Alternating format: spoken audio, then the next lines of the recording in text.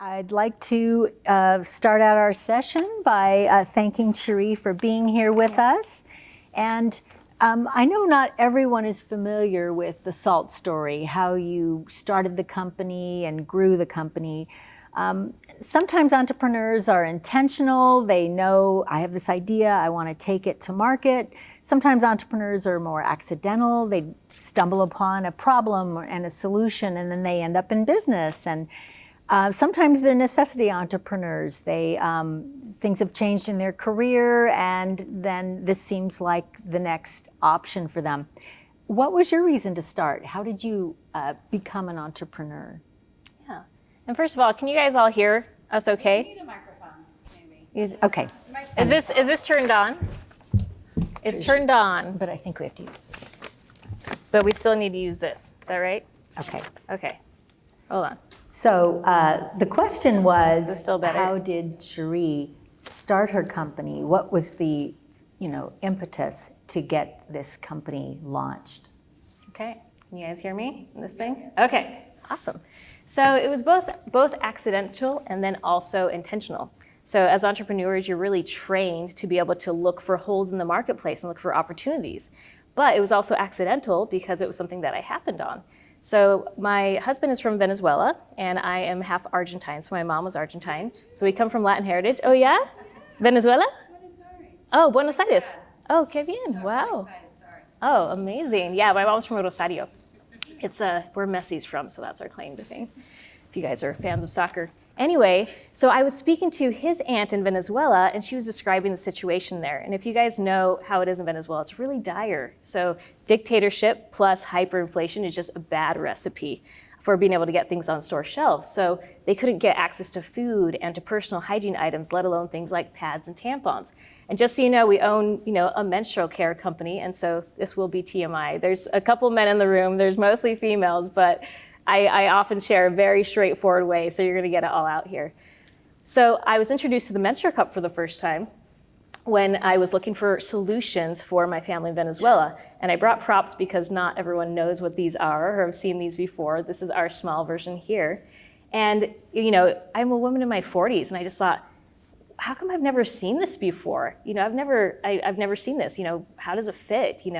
It looks rather big. How do you use this? I had all the questions a first-time user would have. And so I bought several to try out and was just sold right away. The fact that it was cleaner, that it was non-toxic, better for the environment. You could wear these for 10 years, which meant I never had to visit the tampon aisle again. And I just thought, oh my goodness, where has this been my whole life? But what I saw was there was an opportunity for a better cup that was US made, that was high quality, silicone, and something a little bit more beautiful, a little less patronizing, pink and purple packaging, and something that resonated more, with me, who's a little bit more of a tomboy. And so that's how we got into it. Saw that hole in the marketplace, and decided to create our first custom cup, and that was our flagship product. And since we've gotten to period underwear and others, but that's how we started out. Well, that's so exciting. I know one of the choices you made when you started your company was to become a B corporation or a benefit corporation. I don't know if everyone here is familiar with that structure, and can you explain a little bit about the why and what it is? Yes. So I always wanted to start a philanthropic venture someday. I'm a very compassionate person that, I care about the world. I think you have to when you come from Latin heritage and you see, just third world situations early on in life. And I always thought that you had to go the nonprofit route.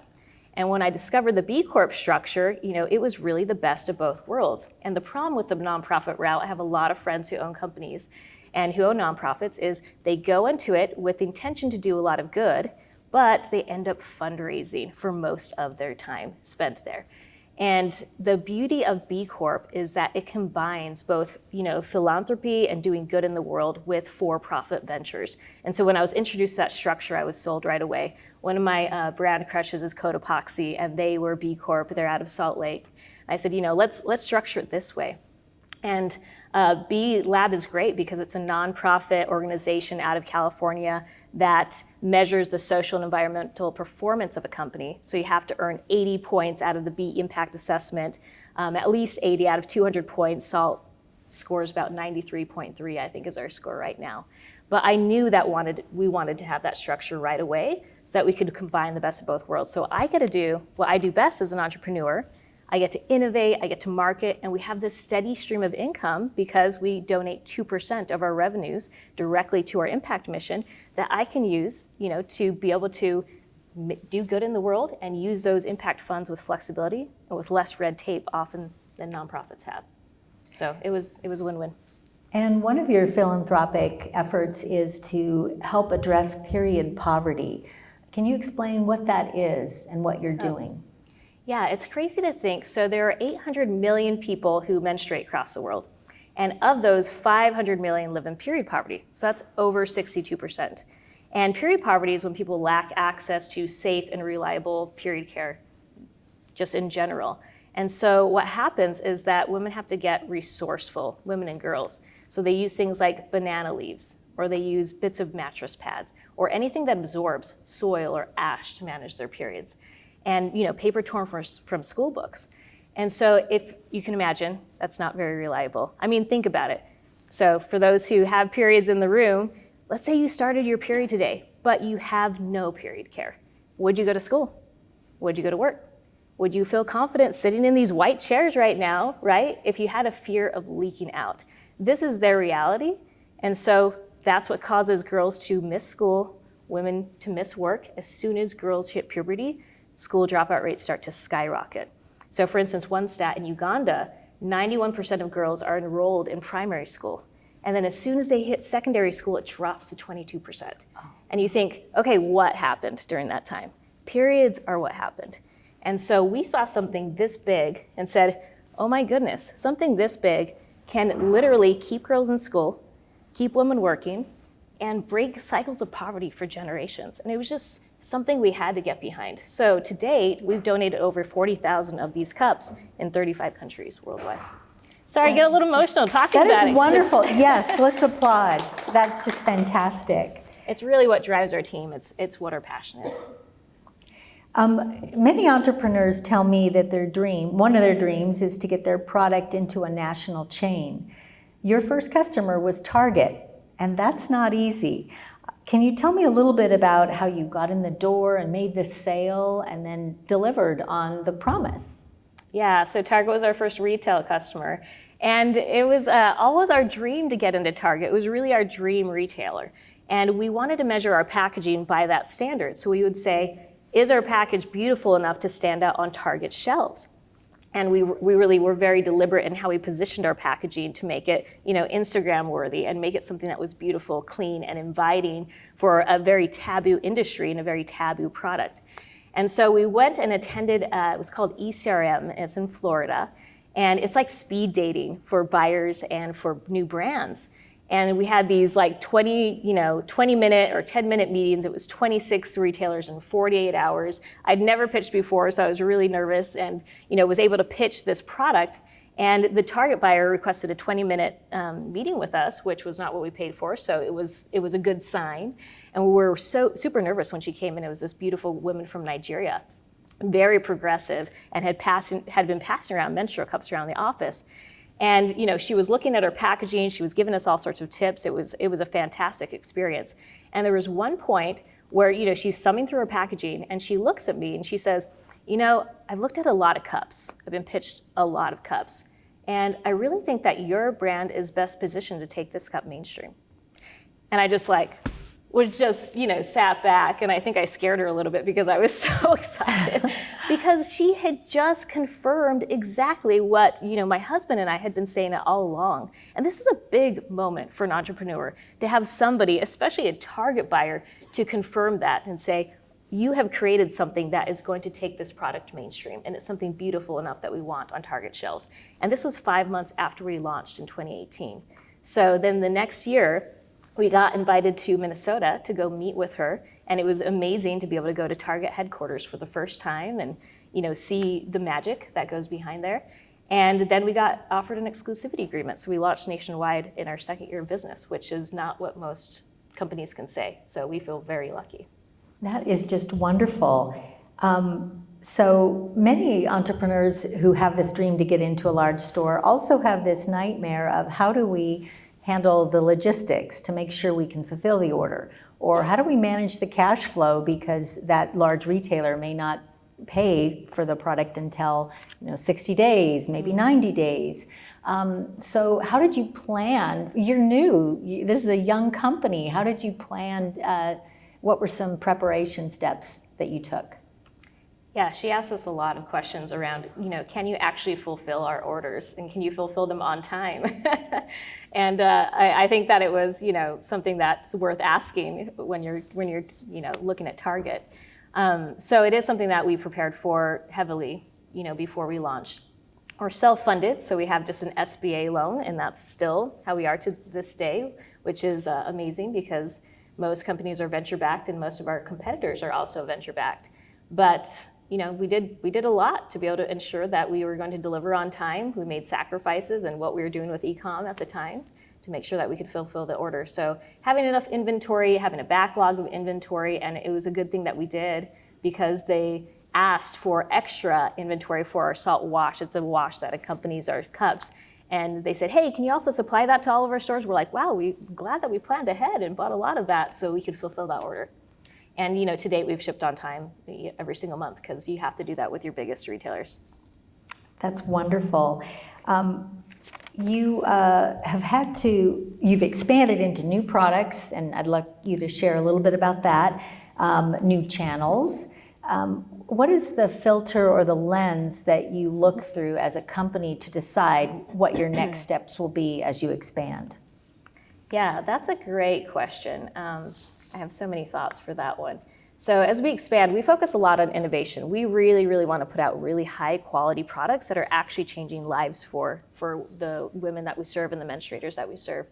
And when you're selling people, a cup or a disc that lasts 10 years, that's not really good for repeat purchase, right? That's not really a good sustainable business model. Sustainable for the planet, it's great for, those overseas who get a cup and you say, hey, this can actually last you your entire reproductive lifespan, which the average is 40 years. And even though we say 10 years, we've stress tested these, and the 100% medical grade silicone can actually last up to 40, which is amazing. So you donate a product to, a woman or girl in a third world country in developing world conditions, and then suddenly, they have a solution for the rest of their lives, which is incredible, as long as they don't lose it. But not the best business model. So when you're talking about expanding, we knew we had to expand to a product line that was going to be able to sustain our company. And that's why we got into our period underwear and our absorbent underwear. Because not only does it service periods, but it also service bladder leaks and just general wetness that girls have as soon as they hit puberty and on through menopause and postmenopausal. So that's one area that we've expanded. And then also we wanted to make sure and meet our consumers where they're at. And so we have both a retail strategy and then an e-commerce strategy. So we try to pump a lot into e-commerce because that is what's most profitable for us in the end. We're also on Amazon, but retailers are where people go look for their period care. So meeting them on shelf, they're able to be introduced to our brand, and then we're able to have repeat customers as they go to our website. So you're in some large stores for the period underwear, right? So tell me a little bit about where we can find these great products, and you have another new product out.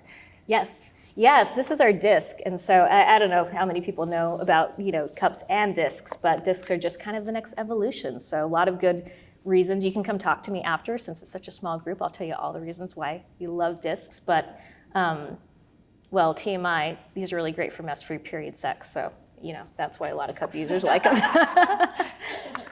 But yes, our absorbent underwear, we've been able to get into a lot of the kind of trend-setting retailers. So they're currently online at Nordstrom and J.Crew, and also Bloomingdale's in-store and online. They're in Neiman Marcus, they're in Revolve, and so a lot of these kind of, big trend-setting retailers. That is just not in wonderful. Target yet, but we pitched them and they're taking us. So. You've done some unique events throughout the life of your company. In fact, I remember, I think, first hearing about you because there was some press about a beach event you did in Southern California. So tell us a little bit about that, or how you're growing your brand. A lot of the audience might be starting out and they've got to get brand awareness and loyalty. What tips do you have? Yeah, so one thing, you guys can still hear me well in this? Okay. One thing that we did really well early on is that we started a focus group. Welcome, come on in. I love putting people on the spot. We started a focus group of 1,000 people. And there's a video online by Derek Sivers, who did CD Baby. I don't know if you guys have seen it. It talks about starting a movement and that you just need 1,000 followers to be able to really start a movement. It's a fun video, you can go watch. But we really adopted that idea and we created a focus group on Facebook.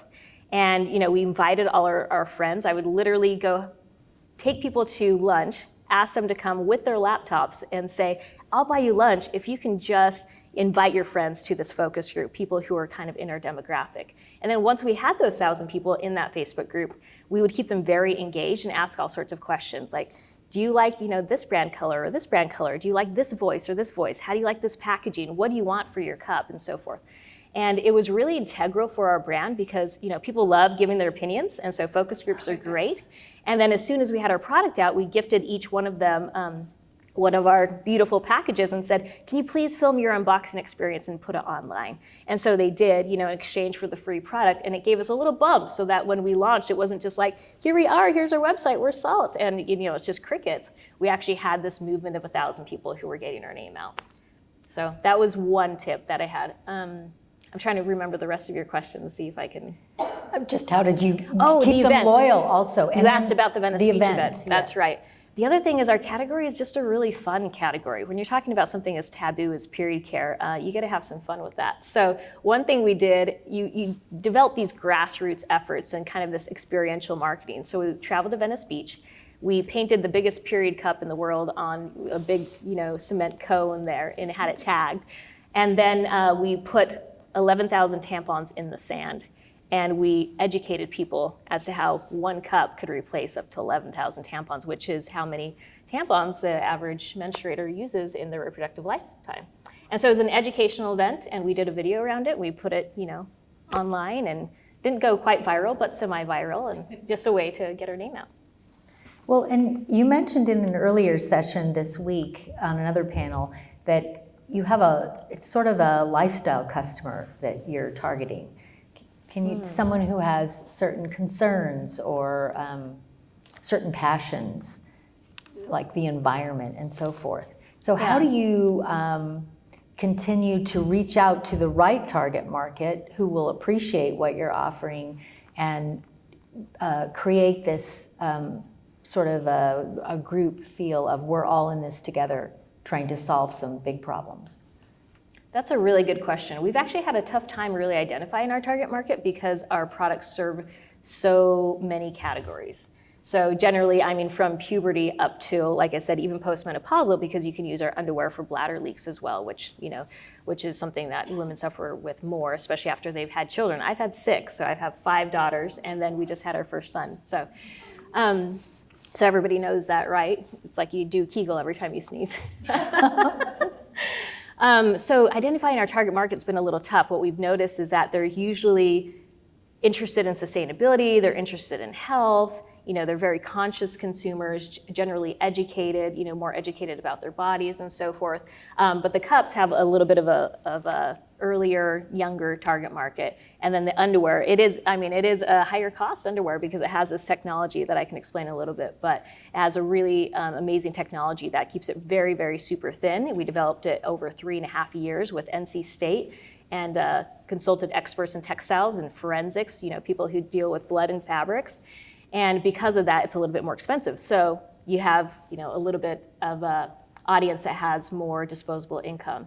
So really honing in on those target markets and then those niches has been something that's been a challenge for us. But what we've noticed is that, the outdoorsy type, those who could use a cup or could use underwear while they're, on a rock wall, rock climbing, or if they're doing yoga, for instance, and they don't want those panty lines. And then, those who go on river trips. We live in Idaho, and you go on a river trip, you don't want to have to pack those things out, use a cup. So there's all sorts of ways, and really what we do is we just try to target those niche markets.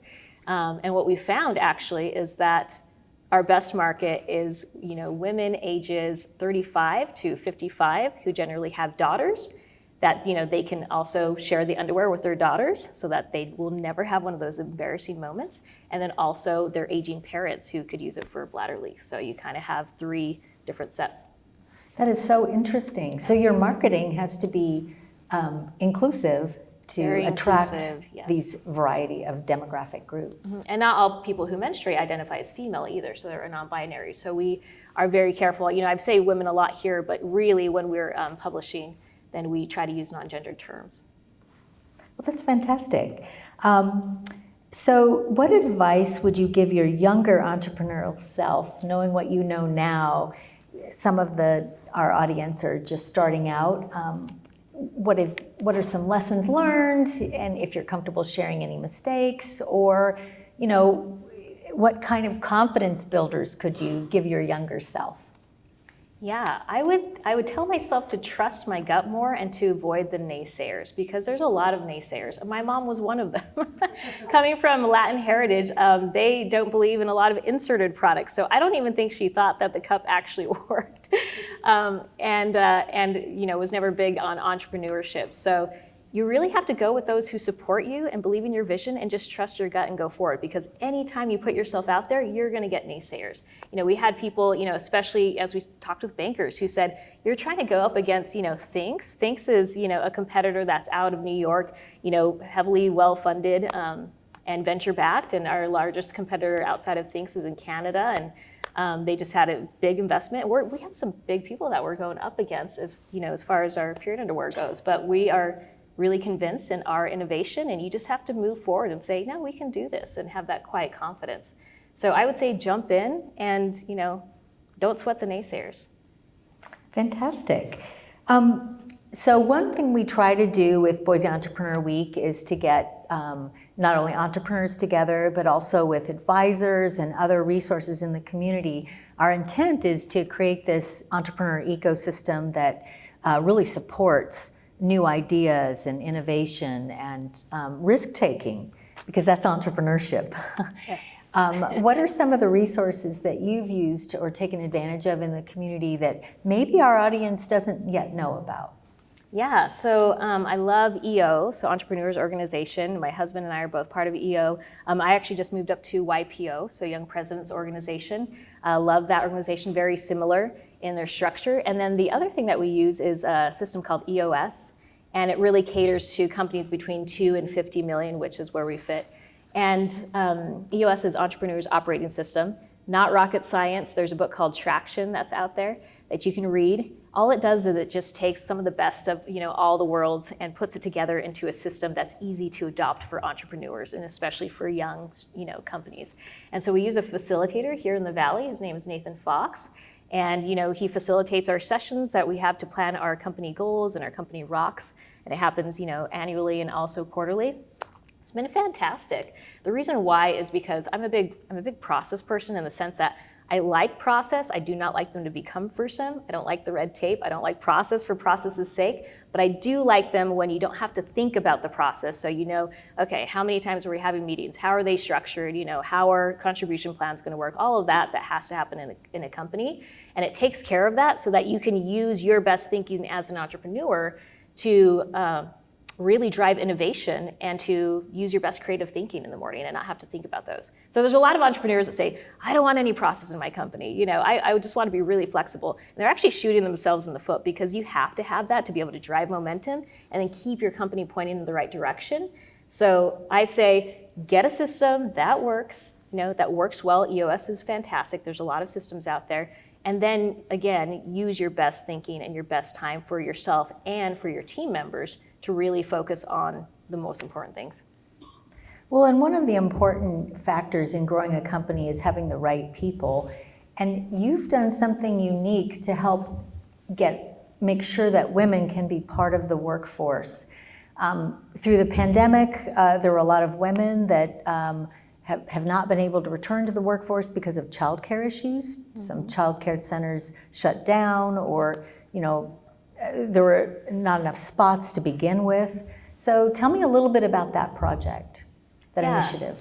So childcare is one of the highest burdens and disproportionately affects women in the workplace, and is one of the reasons that women, don't stay in the workplace, and it also contributes to the gender pay gap. And when we first started Saalt, I had, my second to last child, so child number 5.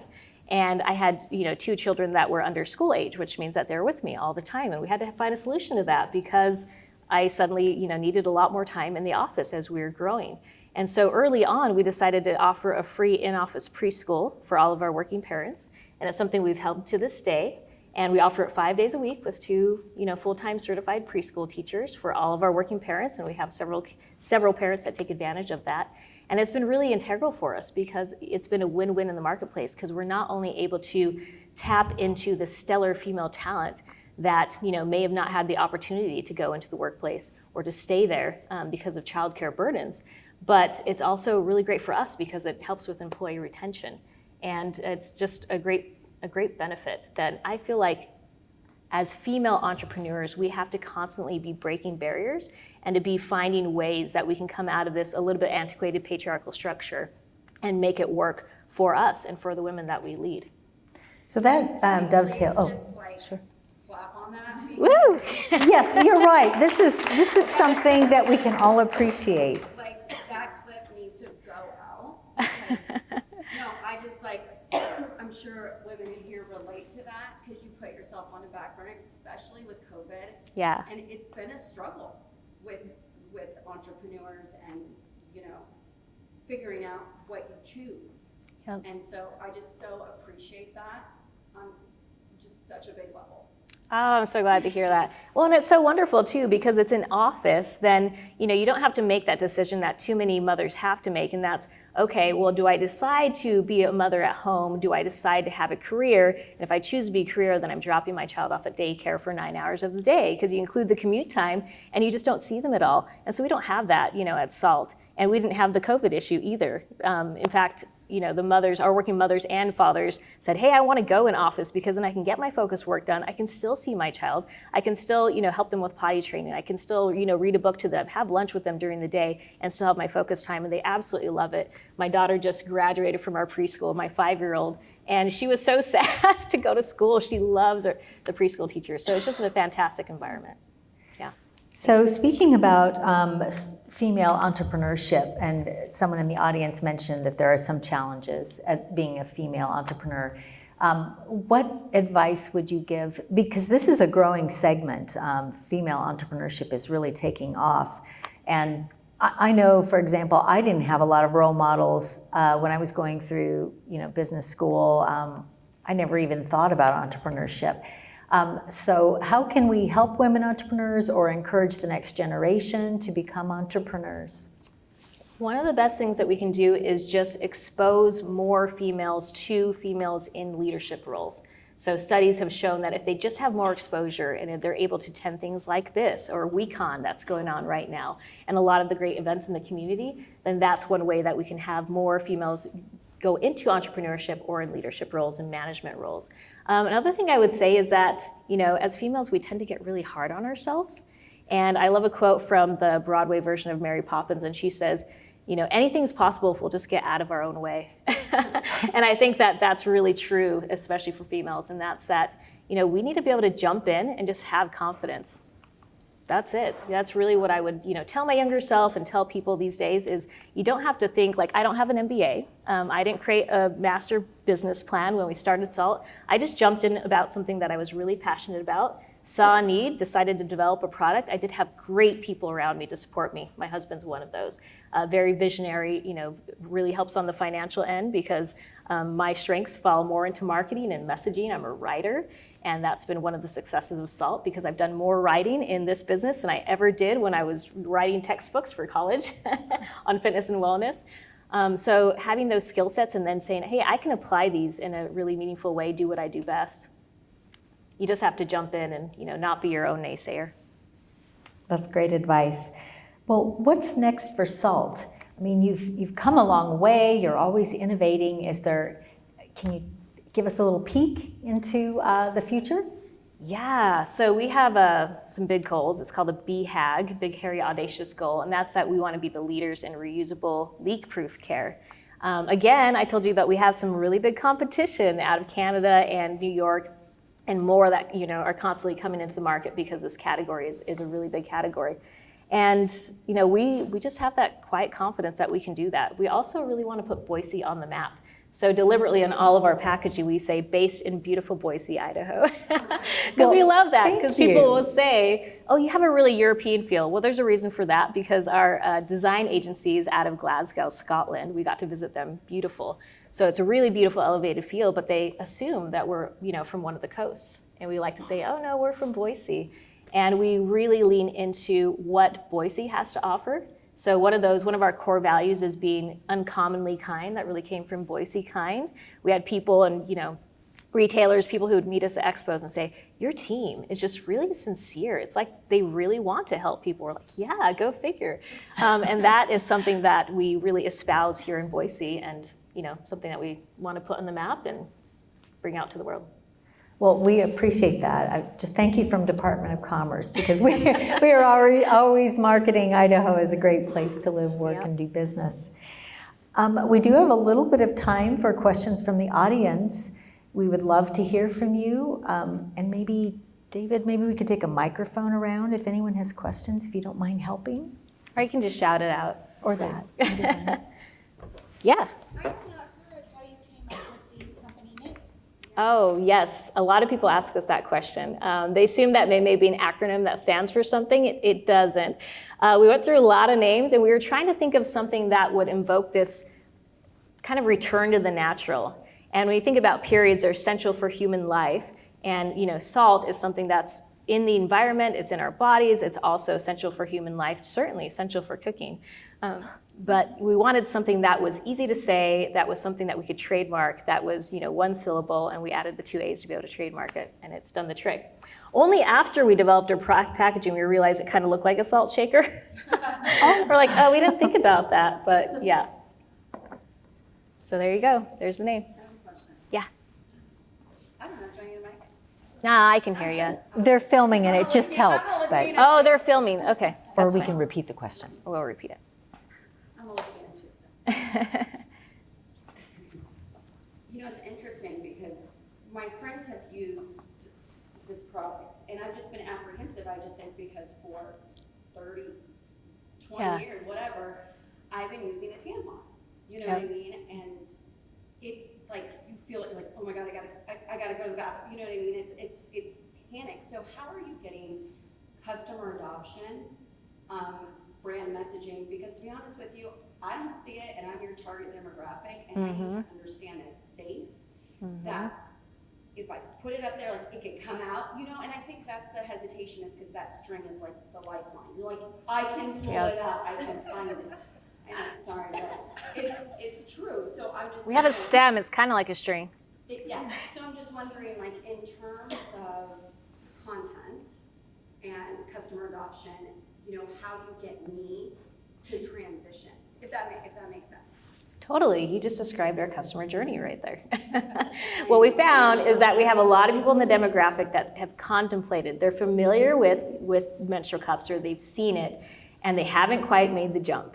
And what causes them to make the jump is a conversation with a friend, or a conversation with a trusted source. And so we really are actually very deliberate in our brand voice in being that trusted source. So we try to be very knowledgeable and approachable. We actually have a name for it. We call it your best friend's older sister. And the reason why is because when you start your period, for the first time when you hit puberty, you're talking to your best friend. Well, they don't know what's going on. You don't really want to talk to your mom during that time, but that best friend's older sister, now she's trendy, she's cool, she knows what's up, and so you can ask her your questions. So we try to be that voice for people. And we try to very deliberately ask people to share. So we're a very word of mouth company. We have a hashtag called Pass the Salt, which is kind of fun. And it's all about passing on a good thing and having those conversations. So another thing that we do very deliberately is in our customer service. We're very heavy on customer service. We don't outsource that. We have our team of salt coaches, is what we call them.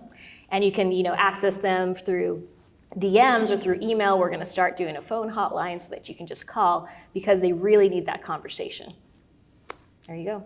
And we do a lot of education. So if we can be that trusted source and you can have a conversation with somebody, then it just kind of exponentially grows. Well, that's the thing. My friend was like, I'm going to give you one of these. Yeah. Because I'm on my period. You have to hear from someone else that it didn't get stuck, they're still alive, and that they've used it and it works. And if you hear that from a friend. I wanted to learn, because I had never heard about it before.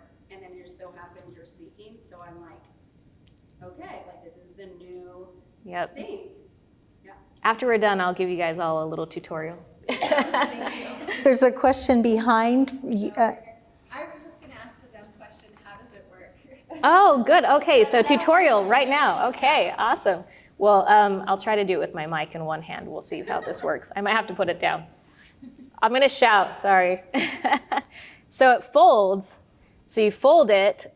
This is called a C-fold, or you can fold it to a punch-down fold, and you insert it more horizontally, so not quite as vertically as you would with a tampon, but horizontally. It pops open in the vaginal canal, and the walls of the vaginal canal keep it in place. And then you give it a little twist, just to make sure that it's not folded. It goes directly below the cervix, and it can last there up to 12 hours, which is amazing. So on heavy days, 4 to 6 hours before you have to dump it, and then on light flow days, up to 12 hours. And then to take it out, you just locate it with the stem. You don't pull on the stem because it's a suction seal, so it kind of hurts if you pull. But you just pinch it at the base and then remove it. And then you can rinse it out. You can rinse it out in the sink. If you're in a public restroom, you can use a water bottle. You can use a toilet paper. You just put it back in. And you put it back in, and you can wear it like that throughout your cycle. And then, cleaning isn't that hard. You just, can wash it with warm water in between cycles. We do say the very first time you use a cup, you should boil it for 5 minutes. Or you can put it in just a mug and put it in the microwave because it's just silicone. That's it. And then you just keep it in the little carrying bag, which I have somewhere, but it's a cute little cotton carrying bag that you put it in. And then the discs, they look a little scary. They look huge, right? How's that going to fit in there? Well, you pinch it into a figure 8 this way. And the discs actually sit on the little shelf above the pubic bone. So instead of in the vaginal canal, so for those who have, maybe weaker pelvic floors, can use the disc. Okay, what's not going to come out on them. So those who've had a lot of children like me. And this holds up to 6 tampons worth. This one holds up to 4 tampons worth. And again, you can use it for period sex because it's not in the vaginal canal, but sits up higher. And it has this flexible basin. So there you go. You just insert it, and the beautiful thing is you can't feel it. It's amazing. You forget that you're on your period. She's nodding over there. I bet you she's a cup user. And this has a custom, removal notch that just allows you to just pull it out. So, anyway, any more specific questions? I'm happy to get into it after. And there was a question right there. Yeah, I'm an early stage entrepreneur as well, and it sounds like you started much bigger with your launch, wholesale retail with Target. Can you talk a little bit about how you built a following with e-commerce, and are you using 3PL or do you have your own distribution here? Yeah, so we have a 3PL company here that's local to Boise. They're Northwest Fulfillment, so they're just off of Eagle and Franklin. And yeah, I'm trying to think of all the questions that you asked. I told you we're self-funded. E-commerce. Oh yeah, we decided to go ahead and do the Amazon play. I think that it's integral for our category. I think every brand should be on Amazon, honestly, because I feel like it's such a great place to get brand awareness, and then you can funnel them to your e-commerce strategy. And so that's the same thing that we've done with retailers. If they've seen us on Target shelves, and we're trying to get into other mass retailer. We're in a few others. We're in Whole Foods and REI and a few different places. But they see us on shelves and then go to e-commerce. E-commerce is a little tough right now with the new iOS updates from Apple with the privacy restrictions. It costs a lot for customer acquisition. And so for brands that have lower price points, sometimes it will cost us $90 for customer acquisition for this underwear. It's just not the best for ROAS right now. And so being able to be on shelf and be someplace where you can meet the consumers and they can be introduced to your brand is really integral. And so I feel like Amazon is one of those strategies. So a lot of people don't like to go on Amazon. Oh, hi, how are you, Kylie? I should mention Idaho for Good in here so that we can talk about that a little bit. If you're looking at being a B Corp, you should check out Idaho for Good. We started it here, and it's an organization that's meant to mentor companies to help them become B Corps and achieve their B Corp status. But yeah, so for e-commerce, there's a lot you can do. Like I said, focus groups, we're very mobile heavy, so 80% of our traffic is mobile, which means that we do a lot with influencers and social media. And we've really ramped up our YouTube strategy also so that people can see us on YouTube and really get a lot of education from our YouTube channel and then go to our website from there. So there's a lot of different ways. Can I ask who you're using for your marketing? Is it your local? Ourselves. We have an internal marketing team. We have used a company called Against here locally. They're great. Yeah, it's Jenny Myers and Brad. And yeah, they've helped with a lot of our marketing and some of our videos and so forth. But there's a lot of resources. But you can do it pretty scrappy too. Back there, yeah. Well, first of all, just want to say I do use the cup. And I have, like, since college, they're awesome, especially in the summertime for like bikinis and stuff. Like, yes. And swimming. Definitely recommend. But anyways, I'm also an early entrepreneur. I just did full-time with my side hustle a couple months ago, so super Awesome. scary. Woohoo. But also, like my dream client, sorry, my dream client also, like, I'm an artist and I want to get into Target. I want to sell like a collection of my artwork to print on things, right? So I just want to hear a little bit more, I guess, about your experience at Target, like getting ready to have that meeting, and like where you even begin with like taking on a client like Target. Yeah, so again, we went to that ECRM, which was that speed dating for buyers and brands, and that is an option. We also reached out to a Target broker. We're told no the first time we did, and then we had a better Target broker who, was actually more on trend, and he was looking at the female category. He'd worked with 7th Gen. He reached out to us because he saw us on Amazon, and he said, "I think your product would be great for Target." So I have a really good recommendation for a Target broker if you need that. You really do have to fit their demographic if you want to get into Target. So depending on what your product is, you really want to shape it for that. They're very into sustainability also, so they want to see US made products and also very sustainably oriented products and companies, and ones that have a social mission. In fact, I really believe that if you don't have some kind of a social mission or other purpose besides profit, then you're going to be a foregone conclusion in this new market, because millennials, Gen Zers are really looking for brands that align with their values. So I think it's pretty integral. Anyway, happy to chat more too. Any other questions? Hello. Okay, this is maybe more of a personal question for you about when you first started off, but you mentioned having a brand crush on Cotopaxi. Yeah. And so I'm curious what role mentorship played when you first began, how you found advisors or mentors for yourself navigating this process. That's a great question. I wouldn't say that we had any specific mentors, but I think that every early stage entrepreneur should try to get in front of as many entrepreneurs as they can. And I think that it's really a confidence builder, anything else, because most entrepreneurs will tell you, I didn't know everything, I didn't have all the answers, I didn't come in with like a specific MBA, or I didn't come in knowing everything that I wanted. It was a journey, right? I've had a lot of failures in that journey too. We've had specific ones where we've lost a lot of money, and then had other, big ones. We did real estate and other e-commerce ventures, and I was a freelance writer before we decided to get in the period care category, which is not a category that, I knew that I would be part of, right? So I would say really seek out opportunities to speak with other entrepreneurs. I think you'd be surprised if you reach out. A lot of the founders that I know are always happy to share their story with early entrepreneurs. It's tough because they're usually very busy, but they're usually very willing.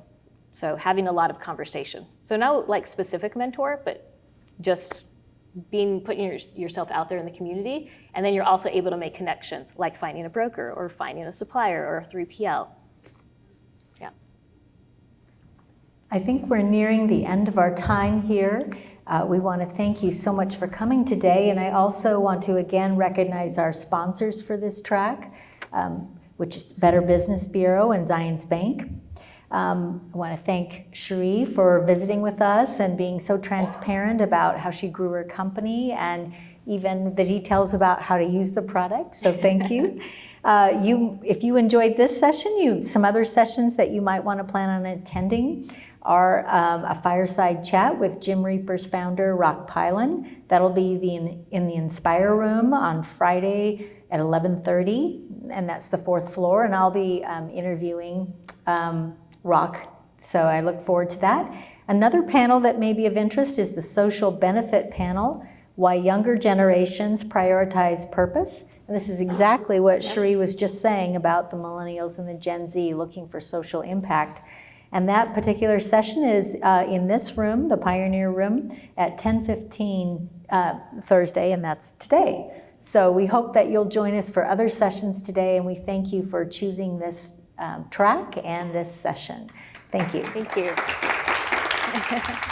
And thank you, Karen, for your very thoughtful questions and your preparation. I love Karen. She knows everything that's going on in the community, literally everything. If I have to have a question answered, she knows, and she knows all the resources. So if you need any resources in the community, get in touch with Karen because she has anything that you need. Well, thank you so much. And I'd be happy to work with any of you or my team. I have team members here today. Jenny Hemley, she can raise her hand. We are here to help you. So reach out to us. Thanks. Okay.